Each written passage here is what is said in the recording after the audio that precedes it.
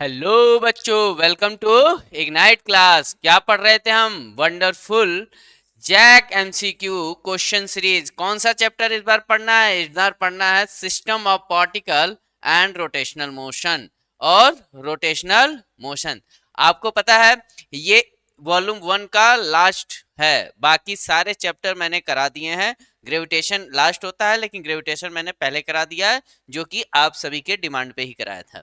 ठीक है, अब वॉल्यूम 1 की ये लास्ट चैप्टर बचा हुआ है। इसके बाद वॉल्यूम 2 के 2 चैप्टर बचे हैं और पूरा का पूरा 11th खत्म हो जाएगा। ठीक है, तो उम्मीद है कि नेक्स्ट वीक, इस वीक और नेक्स्ट वीक में आपका 11th मैं खत्म करा दूंगा। ठीक है, चलिए स्टार्ट करते हैं। पहला क्वेश्चन, क्वेश्चन संख्या फर्स्ट क्या कहता है? द एंगुलर, क्वेश्चन संख्या फर्स्ट इंपॉर्टेंट क्वेश्चन है। द एंगुलर वेलोसिटी क्या है? The angular velocity of second hand, angular velocity of second hand watch will be, second hand watch will be. Second hand मतलब minute वाली सुई की बात हो रही है। किसकी बात हो रही है? मिनट वाली सुई की बात हो रही है। किसकी बात हो रही है? मिनट वाली सुई की बात हो रही है। तो आप देखो, एक वॉच में, ये वॉच है, इसमें टोटल एंगल, यहां से अगर मिनट वाली सुई है, यहां पर है अगर मिनट वाली सुई, यहां से यहां फिर वापस आ रही है, तो कितना एंगल टर्न करती है? तो सर 2 पाई जितना ट्रेवल करती है। टाइम कितना लेती है यहां से यहां जाने में? तो सर पूरे 1 घंटे लेती है। कितने घंटे? 1 घंटे। It mean 60 minute. It mean 60 minutes लेती है। 60 मिनट्स लेती है। तो सेकंड की बात करें, सेकंड कितना लेती है? अच्छा, second hand, sorry minute hand नहीं पूछा है, सेकंड पूछा है। सॉरी सॉरी, तो इसकी जगह 60 सेकंड कर लीजिए आप। कितना सेकंड लगे लेती है? सेकंड हैंड सुई की बात हो रही है, मिनट हैंड की नहीं बात है, सेकंड की बात है, यानी कि 60 सेकंड ले लेंगे। ओके, तब पूछा है क्या आपसे? Angular velocity. क्या पूछा है? Angular velocity. Omega is equal to क्या होता है? थीटा अपॉन में delta T, delta theta upon delta T, ये होता है एंगुलर वेलोसिटी। क्या होती है formula? Angular, angular velocity, velocity is equal to change of, एक काम कीजिए, change of angle, it mean delta theta upon में डेल्टा टी।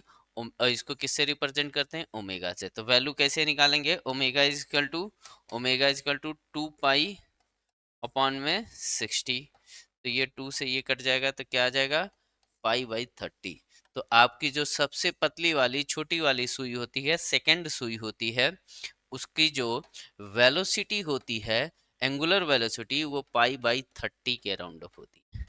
इतनी स्पीड से वो ट्रेवल करती है। इसका रेडियन पर सेकेंड, यूनिट क्या आएगा? रेडियन पर सेकेंड आएगा। समझ में आई बात? रेडियन पर सेकेंड आएगा। कोई दिक्कत बच्चों? एक काम करते हैं, इसको जो है ना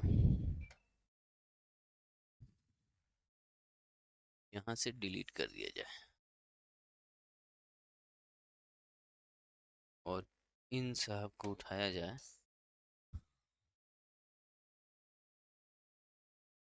यहाँ कर दिया जाए और साहब को, हाँ ये हो गए ठीक। यहाँ कर दिया जाए,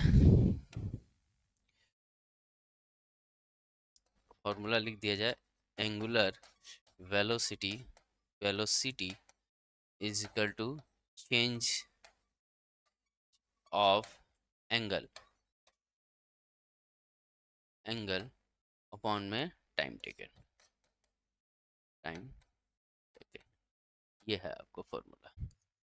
ठीक है बच्चों, अब आप स्क्रीनशॉट ले लीजिए फटाफट, फटाफट स्क्रीनशॉट ले लीजिए। और ये वेरी इंपॉर्टेंट क्वेश्चन है। क्या है? Very important question, very important question है। What is the dimension formula of torque? Torque का डायमेंशन फॉर्मूला, टॉर्क का dimensional formula, dimensional formula of torque. Dimensional formula of torque, torque is equal to what? Torque is equal to होता है R cross F. It means torque is equal to force and multiple of force and क्या, distance या displacement, displacement. Sir इसका force का F का dimension क्या होता है? तो एफ का होता है mL t-2, mL t-2, और डायमेंशन का डिस्प्लेसमेंट का भी आ जाएगा एक एल। तो क्या आ जाएगा? टॉर्क का टाउ का mL2t-2, क्या आ जाएगा? mL2t-2, क्या आ जाएगा? mL2t-2।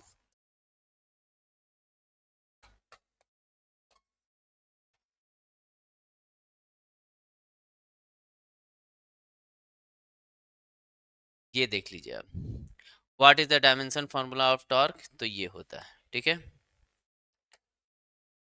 What is the dimension formula moment of inertia? Moment of inertia की बात कर रहा है, यानी कि आई की बात कर रहा है। आई इज इक्वल टू फॉर्मूला होता है, आई इज इक्वल टू होता है mr²। सर ये m क्या है? सर m यहाँ पर मास है, क्या है बच्चा? मास। r क्या है? r यहाँ पर रेडियस है, क्या है? रेडियस। तो इसका होगा कैपिटल एम, स्मॉल एम का मास का, और r² यानी कि रेडियस इसका होगा l। तो m1 l2 t की 0, ये आएगा, क्योंकि यहाँ पर टाइम नहीं है तो इसका डायमेंशन क्या आएगा? ml2 t की 0 कहीं है क्या? हाँ ये रहा ए ऑप्शन। फटाफट स्क्रीनशॉट ले लें, फटाफट स्क्रीनशॉट ले लें। What is the dimensional formula angular momentum? Angular momentum, angular momentum को रिप्रेजेंट करते हैं बच्चा, एंगुलर मोमेंटम, एंगुलर मोमेंटम को कैपिटल आर से रिप्रेजेंट करते हैं, और ये होता है आर क्रॉस पी। क्या होता है? R cross P. यहाँ पे आर क्या है? आर यहाँ पे रेडियस है, क्या है? रेडियस। पी यहाँ पे क्या है? पी यहाँ पे मोमेंटम है, क्या है? मोमेंटम। इसको मोमेंटम भी कहते हैं, कुछ जगह पे लीनियर भी कहते हैं, लीनियर मोमेंटम। कुछ भी कहिए, अगर डायरेक्ट आप कोई मोमेंटम कहेगा तो भी पी लेना है, और लीनियर मोमेंटम कहेगा तो भी पी लेना है। पूरा नाम तो लीनियर मोमेंटम ही है, पूरा नाम लीनियर मोमेंटम ही है। पूरा नाम क्या है? लीनियर मोमेंटम ही है। ओके, तो इसकी डायमेंशन क्या होगी? तो sir momentum p, p is equal to what? तो p इज इक्वल टू होता है m इंटू वी। तो l इज इक्वल टू क्या हो जाएगा? l is equal to R M V. v यहाँ पर क्या है? v यहाँ पर वेलोसिटी है, v यहाँ पर क्या है? वेलोसिटी। तो l इज इक्वल टू क्या आ गया? l इज इक्वल टू आ गया आर एम वी। तो r का होगा रेडियस, r का होगा रेडियस का l, इसका होगा m, इसका होगा l t-1। It means mL2t-1। ये किसका होगा डायमेंशन? l का। देख लो mL2t-1। ये आंसर इंपॉर्टेंट है, पूछता ही पूछता है। फटाफट स्क्रीनशॉट ले लीजिए आप लोग। What is the dimension formula, what is the formula translatory analogue of torque? समझो, एनालॉग का मतलब क्या है? एनालॉग का मतलब क्या है? एनालॉग इस वर्ड का मतलब समझो। एनालॉग का मतलब है कंपेयर करना। क्या करना है? कंपेयर करना। जैसे कि आप जानते हैं दो प्रकार के मोशन, एक होता है ट्रांसलेशन, एक होता है ट्रांसलेटरी मोशन, और एक होता है बेटा रोटेशन। क्या होता है? Rotation motion. इसमें होता है जो काम फोर्स करेगा वही काम इसमें क्या करेगा? टॉर्क का होगा। जो इसमें काम मास का होगा वही इसमें काम इनर्शिया का होगा। तब आपसे क्या पूछा? Analogue of torque. तो टॉर्क का जो एनालॉग होता है, टॉर्क का जो एनालॉग होता है वो बेटा फोर्स होता है। क्या होता है? फोर्स होता है। टॉर्क और फोर्स आपस में एनालॉग है। एनालॉग का मतलब है जो काम फोर्स जो है ट्रांसलेशन मोशन में कर रहा है, जो काम फोर्स जो है ट्रांसलेशन मोशन में कर रहा है, मतलब ट्रांसलेशन मोशन में एक्सेलरेशन प्रोवाइड करने का काम कौन करता है? फोर्स करता है। कौन करता है? फोर्स करता है। तो रोटेशनल मोशन में एक्सेलरेशन प्रोवाइड करने का कौन सा एक्सेलरेशन? Angular acceleration. कौन प्रोवाइड करता है?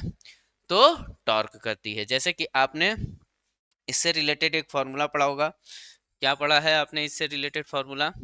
कि F is equal to M A, F is equal to M A. इसी को आप कंपेयर करके आप टॉर्क के, तो एनालॉग फोर्स का क्या है यहाँ? टाउ। और इसमें मास का एनालॉग क्या होता है? इनर्शिया। एक्सेलरेशन का एनालॉग एंगुलर एक्सेलरेशन, जिसको अल्फा से डिनोट करते हैं। तो torque is equal to I alpha. ये rotational Newton law of rotation हो जाएगा। ये क्या होगा? Newton law of rotation. Rotation के लिए ये न्यूटन लॉ हो जाएगा। समझ में आई बात? रोटेशन के लिए ये न्यूटन लॉ हो जाएगा। ठीक है क्या? Torque is equal to I alpha. Alpha यहाँ क्या है? अल्फा यहाँ पर है एंगुलर, क्या है? Angular acceleration. Angular acceleration. ठीक है, तो यहाँ पर फोर्स ऑप्शन होना चाहिए, फोर्स। ये है इंपॉर्टेंट क्वेश्चन, देख लीजिए फटाफट।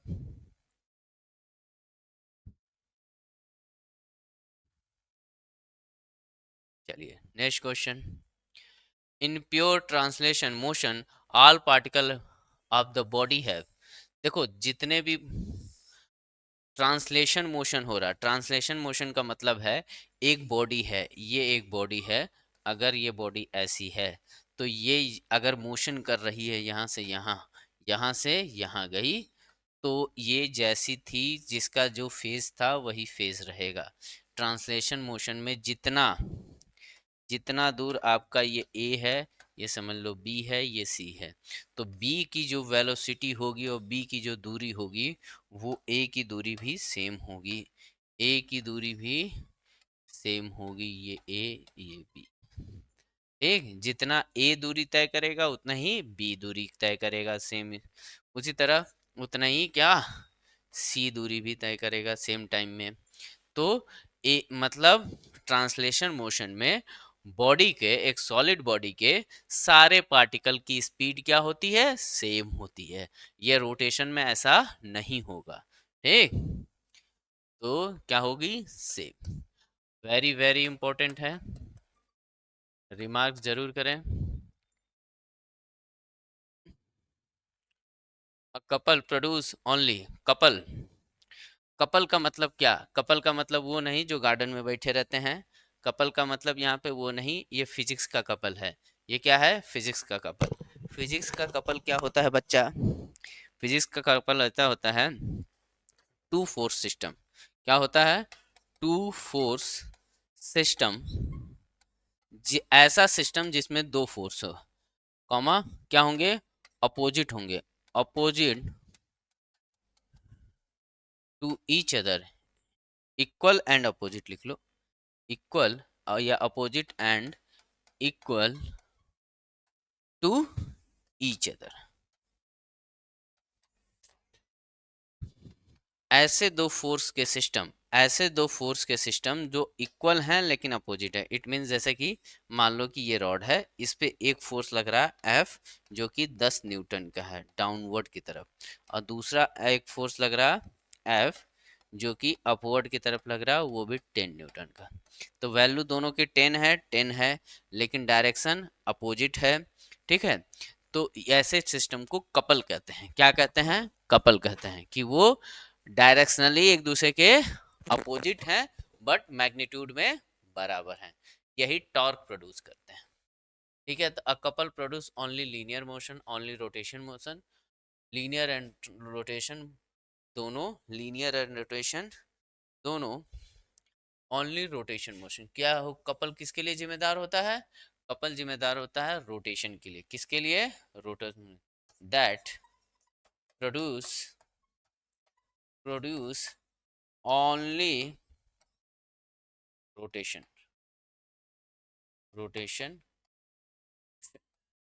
जैसे कि आप बॉटल खोलते हैं, बॉटल खोलने के टाइम आपकी ये उंगलियां जो हैं, ये उंगलियां इस तरफ को फोर्स लगाएंगी और आपका अंगूठा एक तरफ अलग अपोजिट डायरेक्शन में फोर्स लगाएगा, दोनों डायरेक्शन सेम होती है। जस्ट लाइक जैसे मैं अभी पानी की बोतल ये खोलूं, देखो ये हुआ, तो एक ये लगाएगा और एक ये लगाएगा, तो ये ऐसे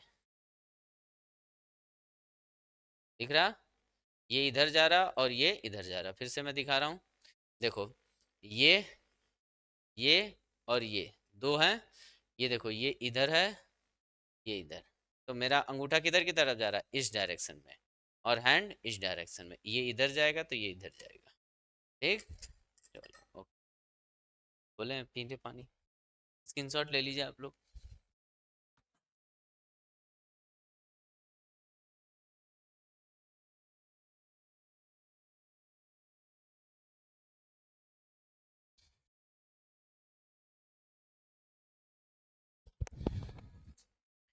चलिए next, a product of a moment of inertia and the angular velocity। Angular velocity omega, angular velocity क्या होता है, ओमेगा होता है। क्या होता है, angular velocity omega. Angular velocity, it means omega की बात हो रही है। Moment of inertia, moment of inertia यानी कि आई की बात हो रही है। इन दोनों का मल्टीप्लिकेशन, इन दोनों का मल्टीप्लिकेशन यानी कि आई ओमेगा पूछ रहा है। क्या पूछ रहा है कि सर आई ओमेगा क्या होता है। तो सर अगर कोई भूल जाए तो एनालॉग याद कर लो। एनालॉग में आपने देखा है, एनालॉग में एक होता है ट्रांसलेशन, यह है ट्रांसलेशन मोशन, और यह है रोटेशन, यह है रोटेशन। तो सर ट्रांसलेशन में जो काम फोर्स कर रहा था वही काम टॉर्क कर रहा था, जो काम मास कर रहा था वही काम इनर्शिया कर रहा था, जो काम एक्सेलरेशन कर रहा था वही काम अल्फा कर रहा था, जो काम मोमेंटम कर रहा था वही काम लीनियर मोमेंटम, यहाँ तो यहाँ एंगुलर मोमेंटम, जो काम यहाँ पे ओमेगा करेगा वही काम यहाँ पे वेलोसिटी करेगी। और क्या है, और कुछ है तो बताओ। फोर्स हो गया, मास हो गया, एक्सेलरेशन हो गया, एनर्जी तो दोनों सेम ही रहेगी। यहाँ अगर काइनेटिक एनर्जी है तो यहाँ भी काइनेटिक एनर्जी रहेगी। और कुछ है तो बताओ। तो यहाँ आप देख सकते हैं, तो यहाँ पे आप m इंटू वी, आप देख सकते हैं I की जगह आप m रखिए और V की जगह W रखिए। तो अगर एनालॉग की बात करें तो m into V, m into V क्या होता है, मोमेंटम होता है। क्या होता है, मोमेंटम। और मोमेंटम किसके एनालॉग है, मोमेंटम एनालॉग है एंगुलर मोमेंटम के। तो ये क्या हो जाएगा, L is equal to I omega. तो आप देख सकते हैं ये एनालॉग आपके बहुत काम की चीज़ है, एनालॉग आपके बहुत काम की चीज़ है। अगर आपको ट्रांसलेशन के फॉर्मूले पता हैं तो आप सिर्फ एनालॉग याद कर लेंगे तो रोटेशन के फॉर्मूले आप इजीली बना लेंगे। क्या बना लेंगे, इजीली सॉल्व कर लेंगे।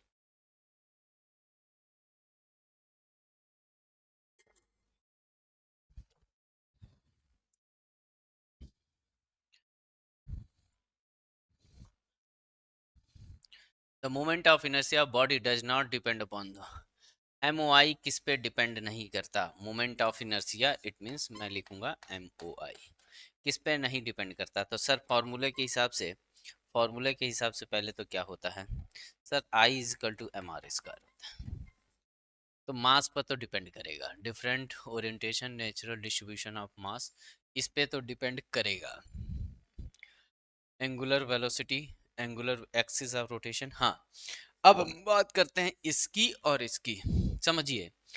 अब मान लीजिए एक बॉडी है, एक बॉडी है, ये बॉडी है, ये आपकी बॉडी है एक, इसको हम रोटेट करा रहे हैं। तो एक रोटेट ऐसे करा सकते हैं, एक रोटेशन ये है, समझ में आई बात, एक रोटेशन ये वाला है, ठीक। तो ये वाला जब रोटेशन हो रहा है, ये वाला ऐसे, तो इस एक्सिस के अबाउट हो रहा है, किस एक्सिस के अबाउट, इस एक्सिस पर। तो यहाँ पे जो आई यूज होगा वो अलग होगा, यहाँ पे जो आई यूज होगा वो अलग होगा। एक होगा कि ये वाला जब होगा तो यहाँ इस एक्सिस के अबाउट हो रहा है, किस एक्सिस के अबाउट, इस एक्सिस के अबाउट, तो यहाँ पे आई अलग होगा। तो एक्सिस पर आई डिपेंड करता है, किस पर डिपेंड करता है, एक्सिस ऑफ रोटेशन पर। तो आई की अगर हम डिपेंड की बात करें, डिपेंड की बात करें, डिपेंड्स ऑन, पहली बात किस पे, एक्सिस ऑफ रोटेशन पे डिपेंड करेगा, एक्सिस ऑफ रोटेशन पे डिपेंड करेगा। और किस पे डिपेंड करेगा, तो मास के डिस्ट्रीब्यूशन पे डिपेंड करेगा, डिस्ट्रीब्यूशन ऑफ मास किस पे डिपेंड करेगा, डिस्ट्रीब्यूशन, डिस्ट्रीब्यूशन ऑफ मास, मास के डिस्ट्रीब्यूशन पे डिपेंड करेगा। और किस पे डिपेंड करेगा सर, अब समझिए, अब यहां से रोटेशन हो रहा है, इसके सेंटर में एक्सिस है, और एक यहां से हो रहा है, यहां से एक रोटेट हो रहा है और एक यहां से रोटेट हो रहा है, तो दोनों में अंतर आ जाएगा। एक यहाँ पे आप पिन ज्वाइंट कर दीजिए और ये रोटेशन कराइए, यहाँ पे होल है, कहाँ पे, यहाँ पर, समझ में आ रही बात, इस जगह पे होल है तो रोटेशन अलग, अगर ये इस जगह पे होल है तो रोटेशन अलग, समझ में आ रहा बात।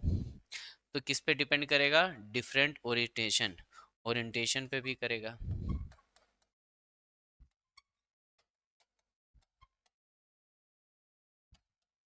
तो इन सब बातों पे डिपेंड करेगा, एंगुलर वेलोसिटी पे डिपेंड नहीं करेगा। तो आंसर भी तो यही है, नॉट पूछा है, तो हमारा आंसर सी आएगा, हमारा आंसर सी आएगा, वेरी इंपॉर्टेंट। क्या है क्वेश्चन, वेरी इंपॉर्टेंट। ठीक है बच्चों, तो फटाफट स्क्रीनशॉट लें। The product of moment of inertia and angular acceleration, moment of inertia यानी कि MOI, MOI it means I की बात हो रही है, और एंगुलर एक्सेलरेशन, एंगुलर एक्सेलरेशन की बात हो रही है, इट मींस अल्फा की बात हो रही है, किसकी बात हो रही है, अल्फा की बात हो रही है, किसकी बात हो रही है, अल्फा की बात हो रही है। तो हमसे पूछ रहा आई अल्फा क्या होता है, फिर वही एनालॉग, एनालॉग अगर हम बनाए तो आई जो होता है वो मास का, और टॉर्क जो होता है वो होता है फोर्स का, या एफ का कर लीजिए फोर्स की जगह, हाँ। और क्या है, अल्फा, अल्फा जो होगा एक्सेलरेशन का, ये भी एक्सेलरेशन, ये भी एक्सेलरेशन। तो आप देख सकते हैं आई, इसकी जगह अगर मैं एनालॉग लिखूं तो आई किसका है, एम का, अल्फा किसका है, ए का, तो एफ ये किसके बराबर होता है, एम के।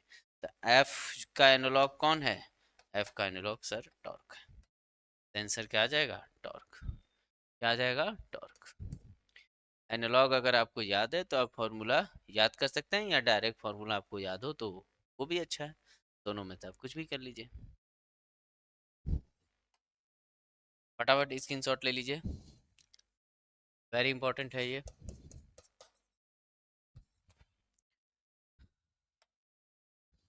Which of the following factor affect the location of the center of mass of the object?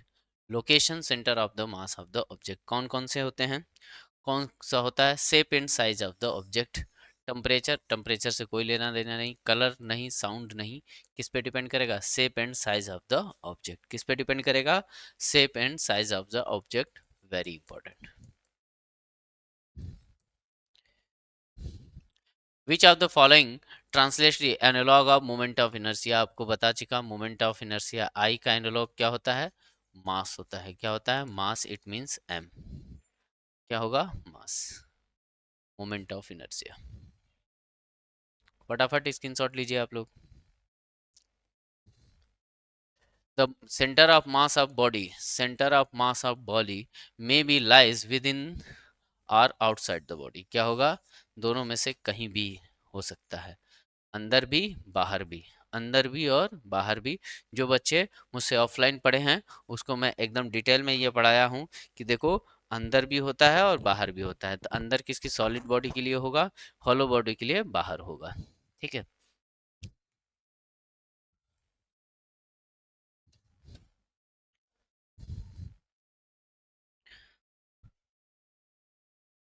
Where is the centre of mass uniform rod, uniform, किसी भी यूनिफॉर्म चीज का जो सेंटर ऑफ मास होगा वो जियोमेट्रिकल सेंटर पे होगा। किसी भी यूनिफॉर्म चीज का सेंटर ऑफ मास जो है जियोमेट्रिकल सेंटर पर होता है। तो यूनिफॉर्म रॉड है तो उसका जियोमेट्रिकल सेंटर कहाँ होगा? बीच में, मिड पॉइंट पे। तो आई भी कहाँ आएगा? सेंटर ऑफ मास भी कहाँ आएगा? यही आएगा। फटाफट स्क्रीनशॉट ले लीजिए आप लोग।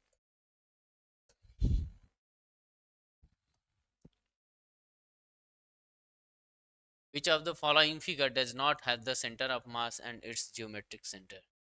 कौन सा ऐसा है जो इरेगुलर, मैंने कहा ना, जो रेगुलर शेप होंगे या जो क्या होंगे, यूनिफॉर्म होंगे, वो उनके सेंटर ऑफ मास और मोमेंट जियोमेट्रिक सेंटर दोनों सेम होते हैं। दोनों क्या होते हैं? सेम होते हैं। लेकिन जो इरेगुलर शेप हैं उनके ये दोनों अलग अलग पाए जाएंगे। तो यहाँ पे ऑप्शन क्या आ जाएगा? डी आ जाएगा। Very important. फटाफट स्क्रीनशॉट ले लीजिए। In the symmetric object where is the centre of mass usually locate? Symmetric object में सेंटर ऑफ मास कहाँ होता है? जियोमेट्रिकल सेंटर पे। कहाँ होता है? जियोमेट्रिकल सेंटर पे।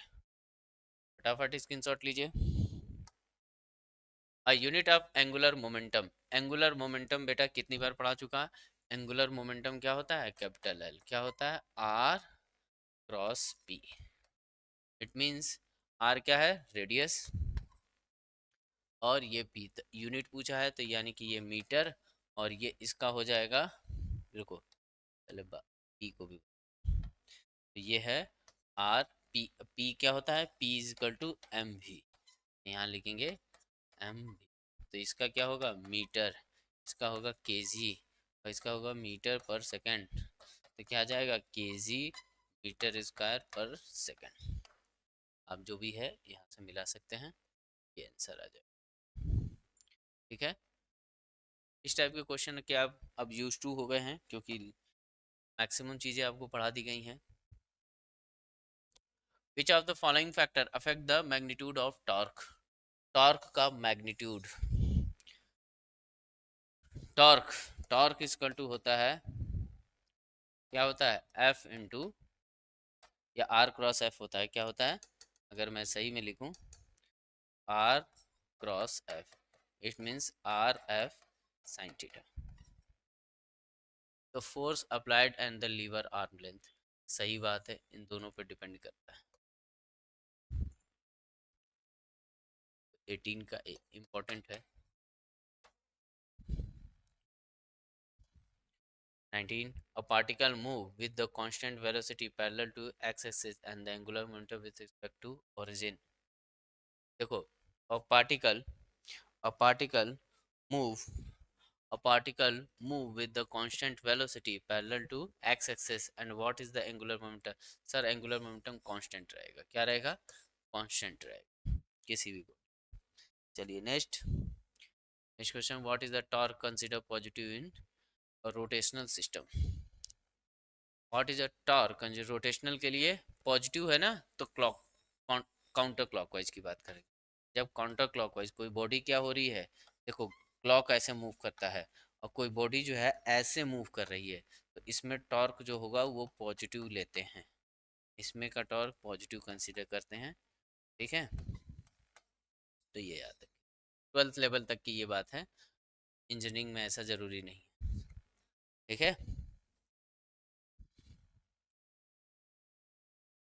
ये आपका होमवर्क है, मिलेंगे नेक्स्ट वीडियो। ये आपका होमवर्क वीडियो है, मिलेंगे बच्चों नेक्स्ट वीडियो में। आई होप आप सभी एंजॉय कर रहे होंगे, अच्छे होंगे, खुश होंगे, अच्छे से अपने त्यौहार मनाइए, खुश रहिए।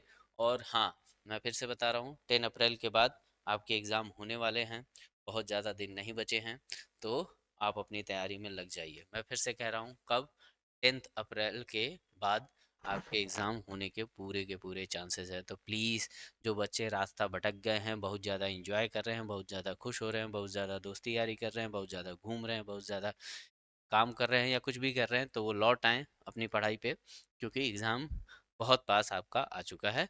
तो अपने अपने पढ़ाई को अच्छे से करो, अपने अपने कर्म को अच्छे से करो, क्योंकि कर्म ही हर चीज़ का आधार है। तो थैंक यू बच्चों, thank you to all of you. हाँ, जिन बच्चों को 12th पढ़ना है, 12th के बारे में अगर वो सोच रहे हैं और वो रांची आने को सोच रहे हैं, तो रांची में इग्नाइट क्लासेस प्लाजा चौक के पास आपको मिल जाएगा। आप आइए, विजिट कीजिए। मैं खुद यहाँ पे ऑफलाइन भी पढ़ाता हूँ। Thank you to all of you.